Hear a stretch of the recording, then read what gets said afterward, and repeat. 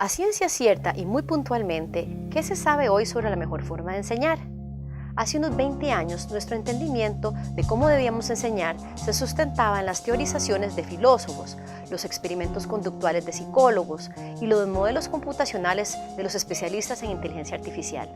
Sin embargo, las tecnologías de técnicas médicas más recientes han venido a confirmar ciertas hipótesis de cómo el ser humano aprende y a desacreditar otras. ¿Cuáles son algunas de las tecnologías y técnicas que se están empleando? Una es la tecnología de tomografías por emisión de positrones, que ayuda a monitorear los cambios en el oxígeno, la glucosa y las variaciones en el flujo sanguíneo, como medidas indirectas de la actividad cerebral. También se han venido utilizando las tecnologías de resonancia magnética funcional, que utilizan frecuencias magnéticas de radio para identificar cambios en la concentración de hemoglobina desoxigenada. Se utilizan tecnologías como los electroencefalogramas, que miden los campos eléctricos en la superficie del cuero cabelludo durante la actividad mental, y las autopsias para medir la densidad sináptica, por ejemplo. También se ha generado mucho conocimiento a través de las lesiones médicas, como en este caso, con un paciente de esquizofrenia, al que se le realizó una hemisferectomía y se estudió su conducta posterior. Se efectúan estudios en pacientes que sufren accidentes, como en el caso de Phineas Cage, quien sobrevivió después de que su cerebro fue perforado por el tubo que sostiene en su mano. También se ha aprendido mucho a través de las nuevas tecnologías que se utilizan en los animales genéticamente más parecidos a los seres humanos. ¿Qué es lo que se ha descubierto con tanta tecnología y modernas técnicas investigativas? Que el cerebro es plástico o flexible y cambia su respuesta dependiendo del estímulo del ambiente.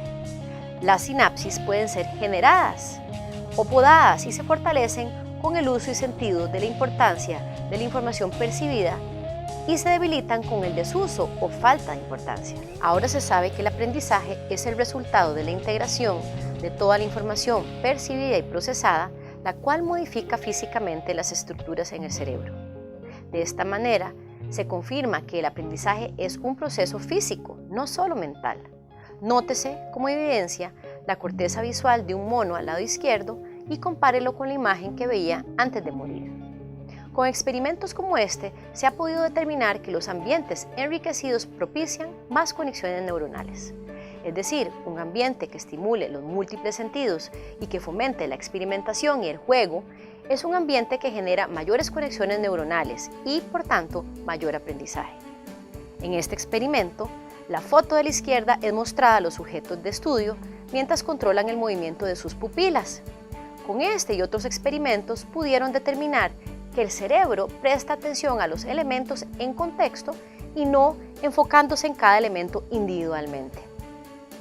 Es fundamental visualizar la suma de las partes para luego estudiar las partes, para luego volver a reconceptualizar la suma de las partes. Hay muchas otras conclusiones importantes del estudio de la neurociencia y sus aplicaciones a la educación. Por ejemplo, que nadie aprende igual. Nuestras posibilidades para aprender las determina, en parte, la capacidad innata que aporta nuestra constitución genética, pero de igual manera nuestros procesos de socialización y experiencias previas de vida. Entre más redes neuronales tengamos, más facilidad tendremos para aprender nuevos conceptos o procesos, siempre y cuando tengamos las disposiciones correctas para aprender.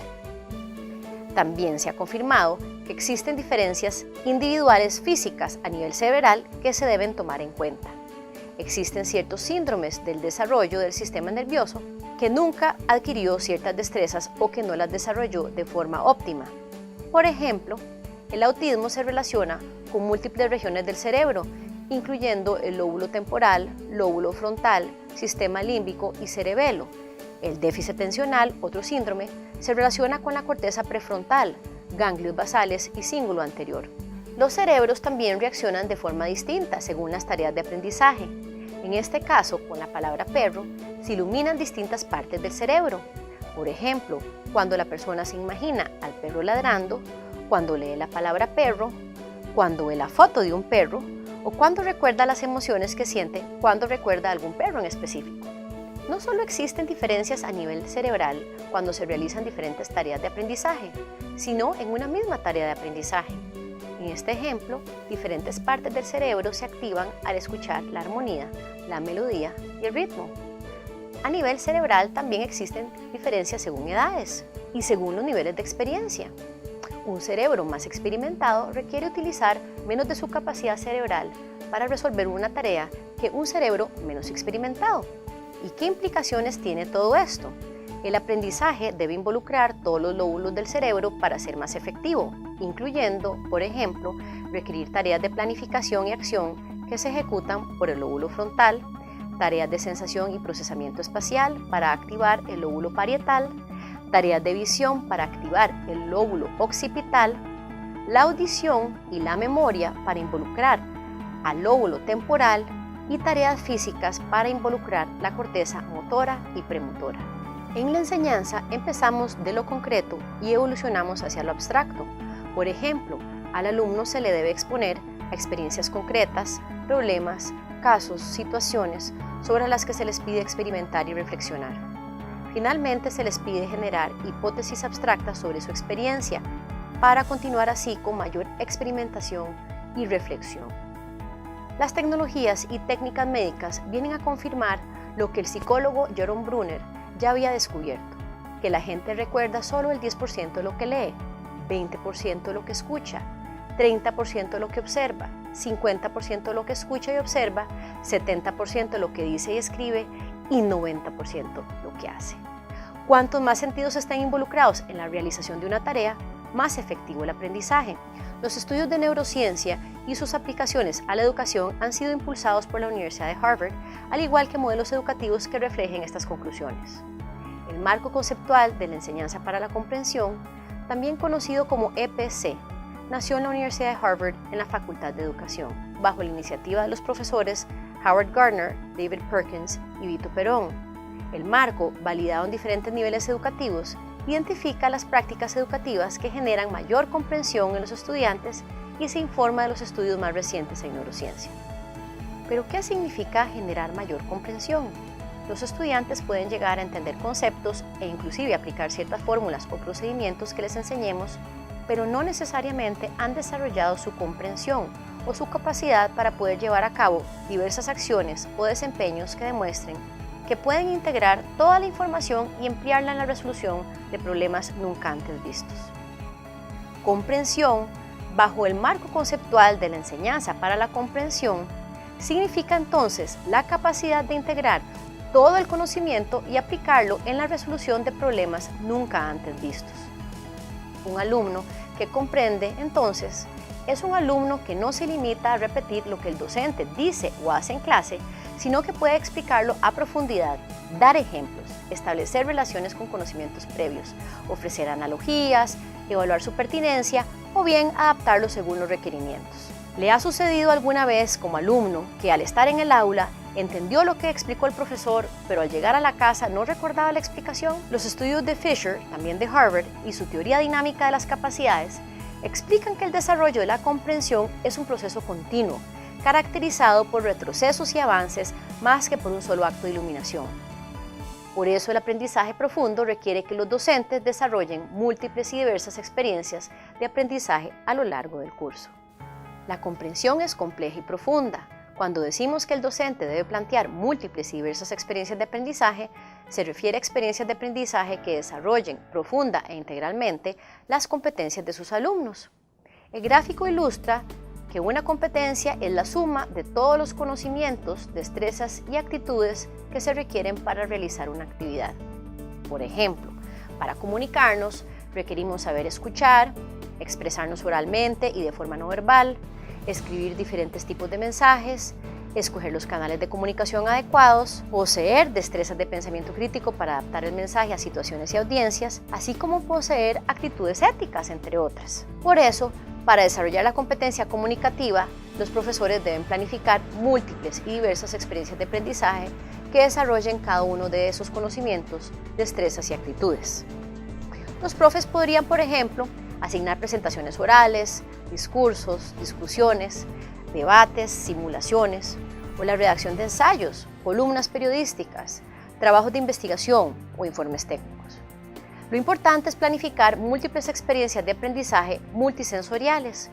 Como decía, el aprendizaje no es un acto de iluminación, sino un proceso continuo de avances y retrocesos. Además, los alumnos deben aprender a ampliar las competencias en múltiples contextos.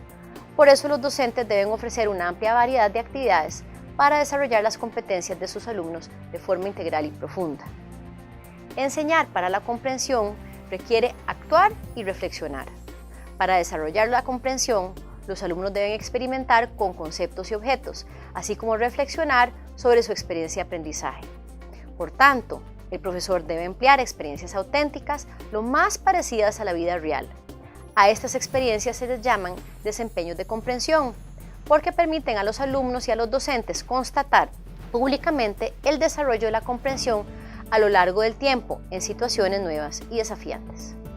Estas experiencias auténticas requieren que los alumnos resuelvan problemas complejos, empleando mucho esfuerzo intelectual y tiempo.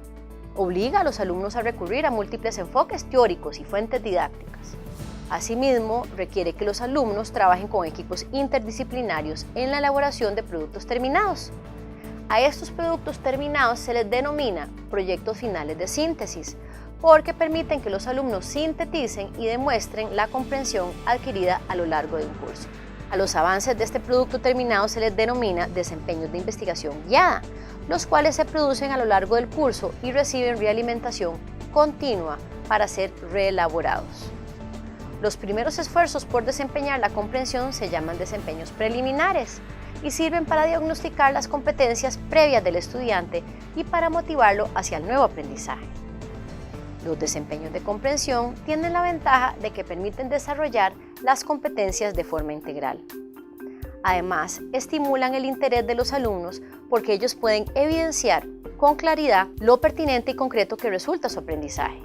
No hay mayor motivación que aprender a hacer algo útil. ¿Cómo se aprende a conducir un carro? Parece obvia la respuesta: se aprende a conducir conduciendo.